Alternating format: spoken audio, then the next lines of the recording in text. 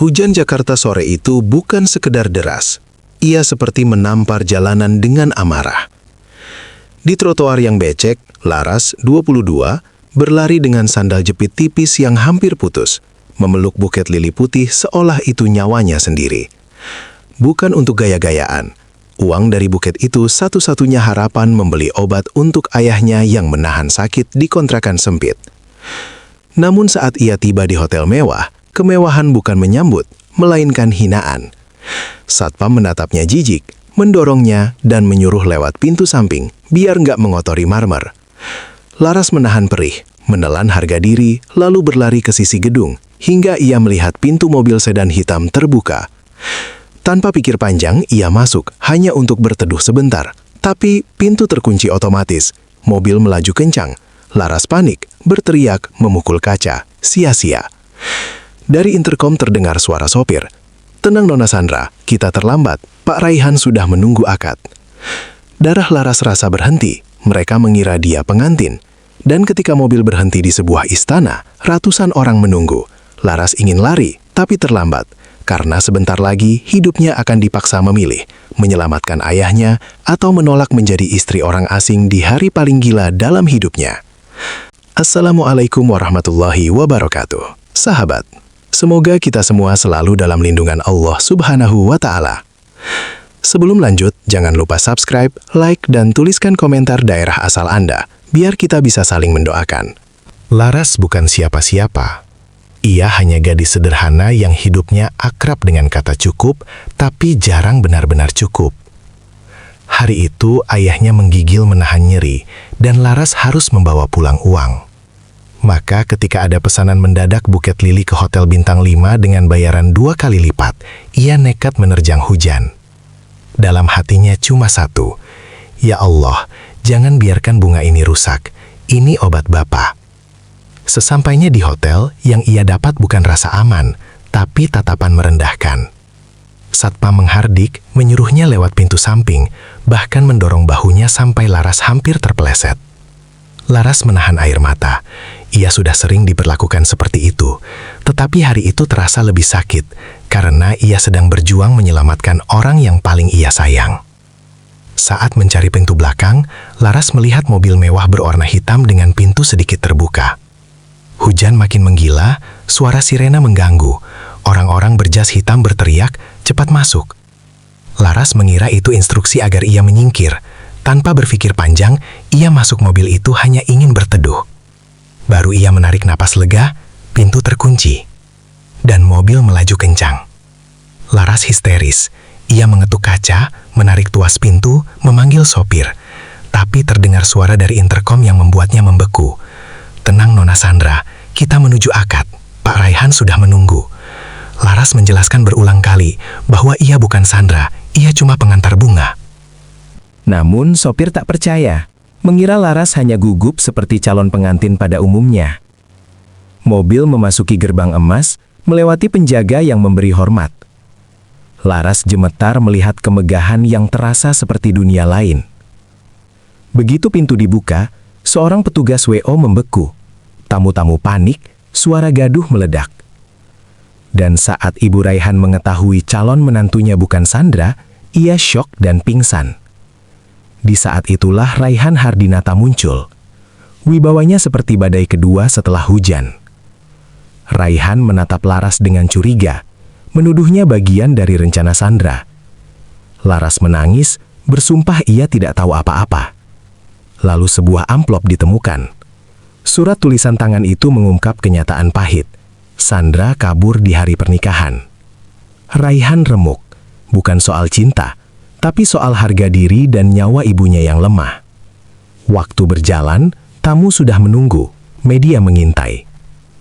Di tengah kekacauan, Raihan melihat Laras, gadis yang basah, polos dan ketakutan, sebagai satu-satunya jalan keluar. Ia bertanya tajam, "Kamu butuh uang?" Laras jujur tentang ayahnya yang sakit. Lalu Raihan melontarkan tawaran yang terasa seperti mimpi sekaligus mimpi buruk. Ia akan menanggung seluruh biaya pengobatan ayah Laras, asal Laras menggantikan Sandra dan menikah sekarang juga. Laras seperti kehilangan napas. Pernikahan adalah ibadah, bukan permainan. Tapi bayangan ayahnya yang kesakitan membuatnya runtuh. Ia bukan menjual diri, ia sedang terjebak, memilih antara dua penderitaan. Di ruang rias, ia disulap jadi pengantin dalam waktu singkat. Wajahnya dipoles, kebaya putih dikenakan, melati disematkan. Namun di balik cantiknya riasan, ada ketakutan yang tidak bisa dihapus bedak. Akad berlangsung. Nama yang disebut bukan Laras, melainkan Sandra. Orang-orang berkata sah serempak, sementara Laras menahan air mata. Ia tersenyum demi menutupi gemetar, ia menunduk demi menyembunyikan rasa bersalah. Saat ia mencium tangan Raihan, ada detik hening yang menusuk. Pernikahan itu sah di mata manusia, tapi hatinya bertanya-tanya, apakah Allah akan memaafkan keterpaksaan ini? Malamnya, setelah pesta usai, Laras dibawa ke rumah megah Raihan. Tanpa penonton, Raihan berubah dingin. Ia menyerahkan perjanjian, pernikahan kontrak 1 tahun, tidur terpisah, tak ada hubungan suami istri, dan Laras wajib bersandiwara di depan keluarga. Laras menelan pedih. Ia sadar kemewahan bisa jadi penjara, dan harga diri bisa terluka tanpa ada yang memukul. Tapi di situ pula Laras belajar satu hal, hidup kadang memaksa kita bertahan di tempat yang tak kita pilih, dan justru disitulah Allah menguji, apakah kita tetap jujur, tetap kuat, dan tetap punya hati. Hujan turun sejak sore tanpa jeda, seolah Jakarta sengaja ditenggelamkan dalam duka. Air mengalir deras di selokan, memantul ke betis orang-orang yang berlari mencari teduh. Di antara mereka, Laras berlari kecil dengan napas tersengal. Sandal jepit tipis yang sudah aus di tumitnya berkali-kali hampir terlepas, namun ia tak peduli. Tangannya memeluk erat sebuah buket lili putih, dibungkus plastik transparan yang mulai berembun karena hujan dan suhu dingin.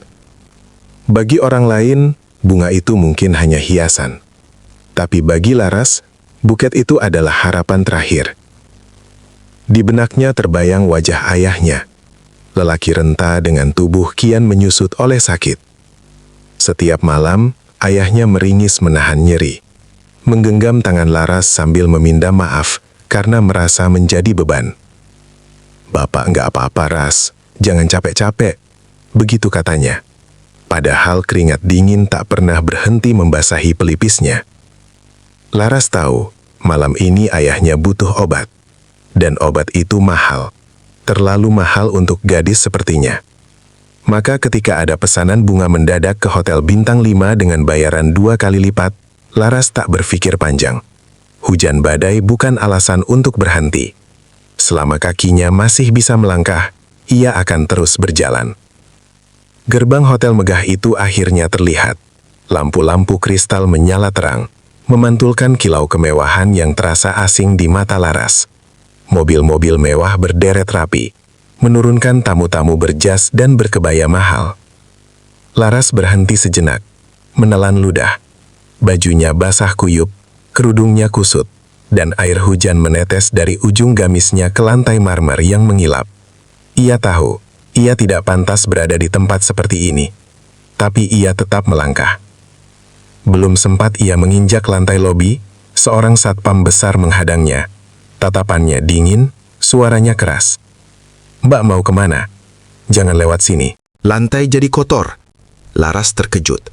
Ia refleks memeluk bunganya lebih erat, seperti melindungi sesuatu yang rapuh. Dengan suara pelan, ia menjelaskan bahwa ia hanya pengantar bunga. Tapi satpam itu mendengus, menatapnya dari ujung kepala sampai kaki, lalu mendorong bahunya kasar.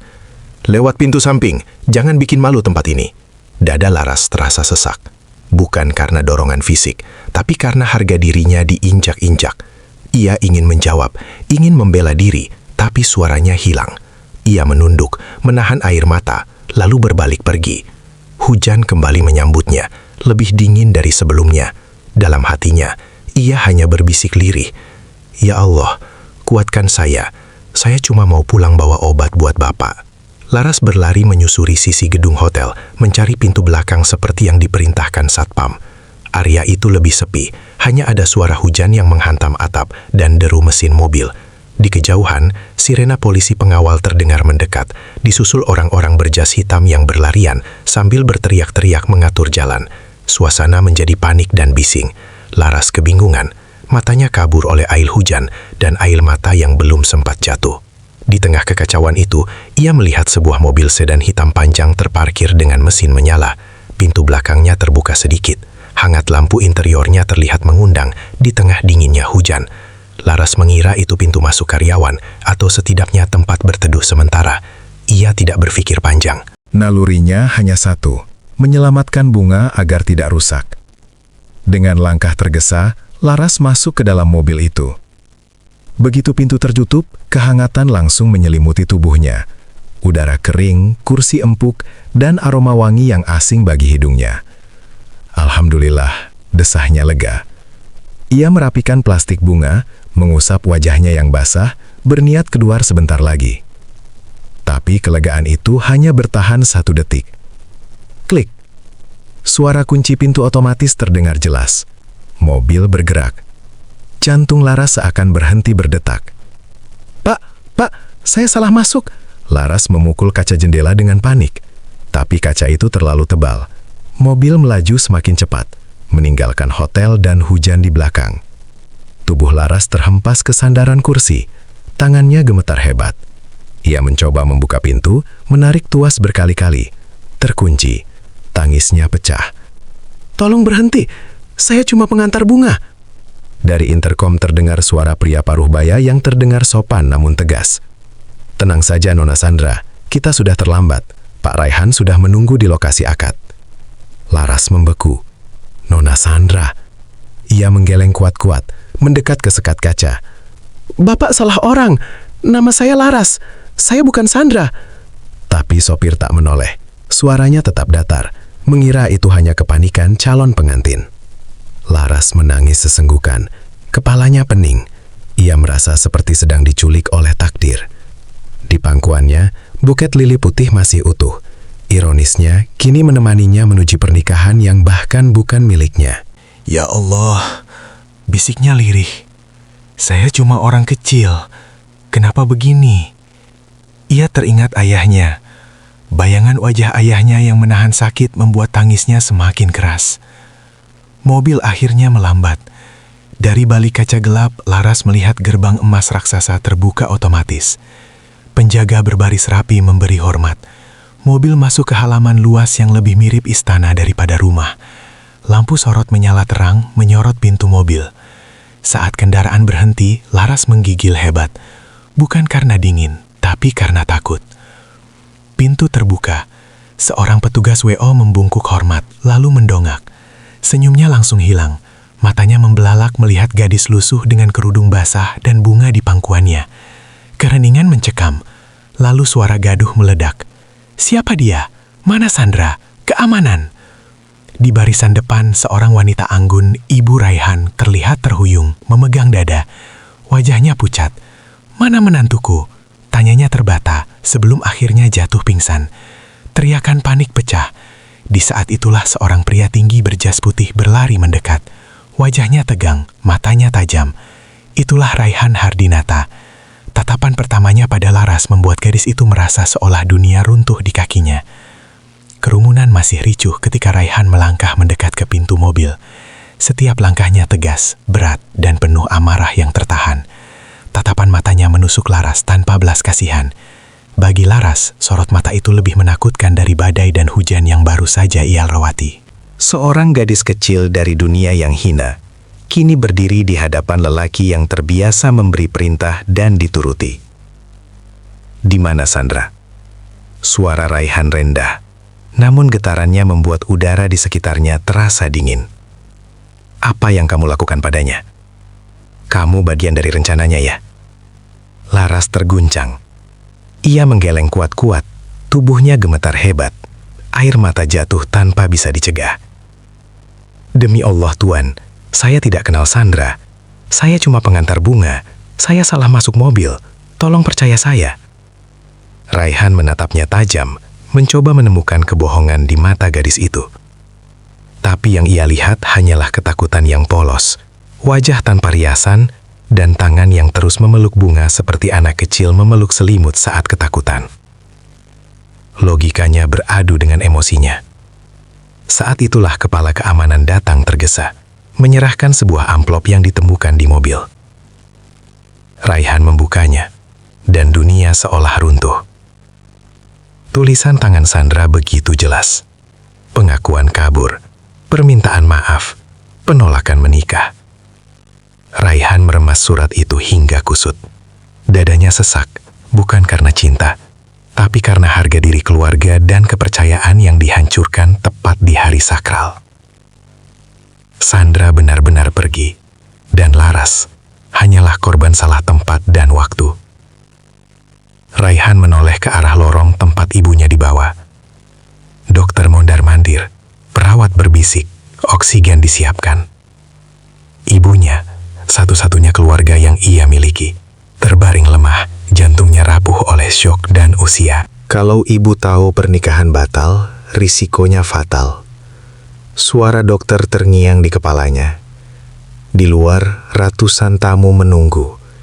Media siap mencium skandal. Waktu tidak memihak siapapun. Raihan mengusap wajahnya kasar. Untuk pertama kalinya dalam hidup, uang dan kuasa terasa tidak cukup. Ia butuh solusi sekarang, bukan besok, bukan nanti. Dan saat matanya kembali jatuh pada Laras, gadis yang masih berdiri dengan tubuh meringkuk, sebuah ide gila muncul. Ide yang tidak manusiawi, tapi satu-satunya yang tersisa. "Kamu butuh uang, kan?" tanya Raihan tiba-tiba. Laras tertegun.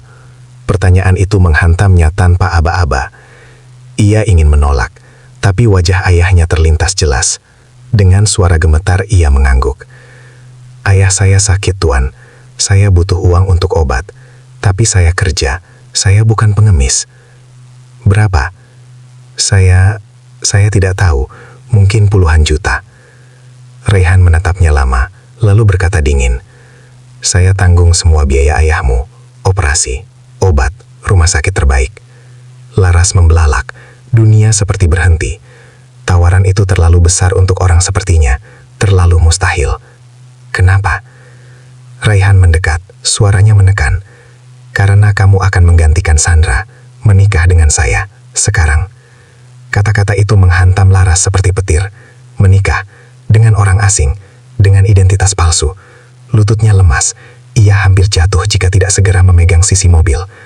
"Tuan, pernikahan itu ibadah, tidak bisa dipermainkan." Suaranya pecah. Air mata kembali mengalir. Ia takut. Ia jijik pada keadaan. Ia ingin lari sejauh mungkin. Tapi bayangan ayahnya kembali datang. Terbaring lemah, menahan sakit, memanggil namanya dalam tidur. Jika ia menolak, ayahnya mungkin tidak tertolong. Jika ia menerima, ia menodai kesucian yang ia jaga selama ini. Laras terjebak dalam pilihan yang sama-sama menyakitkan. Ayahmu atau prinsipmu? Suara Raihan dingin, tanpa empati. "Dan ibu saya sedang sekarat di dalam. Kalau kamu pergi, 2 orang bisa mati malam ini." Kalimat itu mematahkan pertahanan terakhir Laras. Ia menangis terisak, memeluk bunga lili hingga tangannya sakit. Akhirnya, dengan suara hampir tak terdengar, ia berkata, "Demi ayah saya dan demi ibu Tuan." Tangan Raihan terulur. Laras menyambutnya dengan tangan gemetar. Detik itu, takdir mereka terkunci. Bukan oleh cinta, tapi oleh keputusasaan 2 manusia dari dunia yang bertolak belakang. Laras diseret ke ruang rias. Waktu berjalan kejam. Para perias bekerja cepat, nyaris tanpa bertanya. Gamis lusuhnya dilepas. Kerudung coklat basahnya ditarik. Tubuhnya digosok, wajahnya dipoles, rambutnya ditata. Laras merasa seperti boneka, bukan manusia. Rasa malu, takut, dan sedih bercampur jadi satu. Di cermin besar, Laras hampir tak mengenali dirinya sendiri. Gadis penjual bunga itu kini berbalut kebaya putih berkilau. Wajahnya cantik, bersih, dan anggun. Tapi sorot matanya tetap sendu. Ia terlihat seperti orang asing dalam tubuh sendiri. "Namamu sekarang Sandra," kata Raihan datar saat melihatnya. "Lupakan Laras, jangan sampai salah." Saat itu, Laras merasa benar-benar kehilangan dirinya. Nama adalah identitas, dan kini ia harus menguburnya demi bertahan hidup. Di ruang akad, gending Jawa mengalun sakral. Tamu-tamu tersenyum, semua tampak sempurna. Tak ada yang tahu badai di balik tirai. Laras duduk di samping Raihan, tangannya dingin seperti es. Ketika penghulu memintanya mengangkat wajah, jantungnya hampir berhenti. Ia memaksakan senyum. Orang-orang memuji kecantikannya. Mereka tidak tahu itu adalah senyum seorang gadis yang sedang mengorbankan dirinya. Ijab kabul terucap lancar. Kata sah menggema. Semua bertepuk tangan. Laras menangis. Mereka mengira itu tangis bahagia. Padahal itu adalah tangisan ketakutan, kepasrahan, dan doa yang tercekik di dada. Ya Allah, jika ini salah, ampuni saya. Saya hanya ingin ayah saya hidup. Saat ia mencium tangan Raihan, ada getar yang tak bisa dijelaskan. Sebuah ikatan telah terjadi, bukan hanya di mata manusia, tapi di hadapan Tuhan. Namun Laras tahu, ujian yang sebenarnya baru saja dimulai.